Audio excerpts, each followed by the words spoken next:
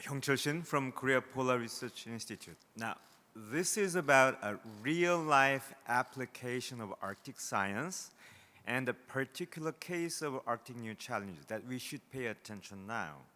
And I should begin by saying this is an outcome and report from the workshop that we had just yesterday, KOPRI. So we managed to give the presentation file only this morning.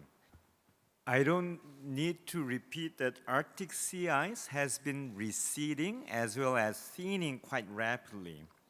This is quite new and unusual to human history. We have seen no such time.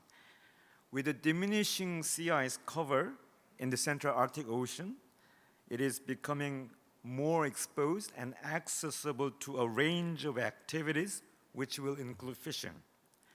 Although there are multiple pockets of waters beyond national territorial jurisdiction, the single most high seas portion of the Central Arctic is the largest and the most important. Cooperation between Arctic and non-Arctic actors has become vital to address the challenges that have been arising from the Central Arctic Ocean. A prominent example of such cooperation is a recently signed agreement to prevent unregulated fishing in Central Arctic Ocean's international waters and to ensure adequate science is there.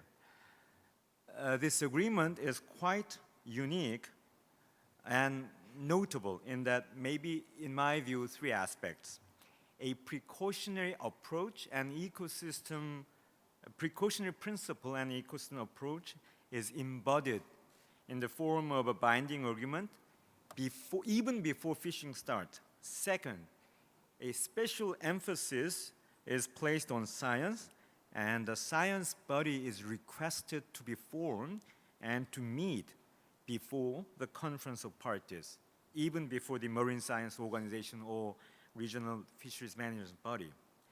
Thirdly, more importantly, so-called 5+5 process generated this agreement and set up a legitimate new maritime order in the Arctic in a relatively short period of time. This process engaged 5 Arctic coastal states and 5 non-Arctic coastal states with fishing potential. And let me look at the elements in a little more detail. When you look at the element in a little more detail, okay, there is a definition of agreement area, this high seas portion, and no permit will be issued for commercial fishing. However, there is a provision for exploratory fishing that is designed to collect the scientific data, although the design is yet to be fully developed. And it's the most important part of the agreement to me. There has to be a development of joint program of scientific research, and the parties are requested to meet regularly, at least once every 2 years, and everyone is on equal footing. So the decision making has to be consensus. And this agreement is seeking and involving Arctic indigenous communities and Arctic indigenous knowledge very actively and explicitly. And okay, this is a stepwise process. Rather than having permanent moratorium locked into place, there is a stepping stone by which it can evolve into a proper fisheries management body or scheme. And then signatories will have to ratify them so that we can have this agreement entered into force. But I don't know how long it will take, but there should be things that we can do.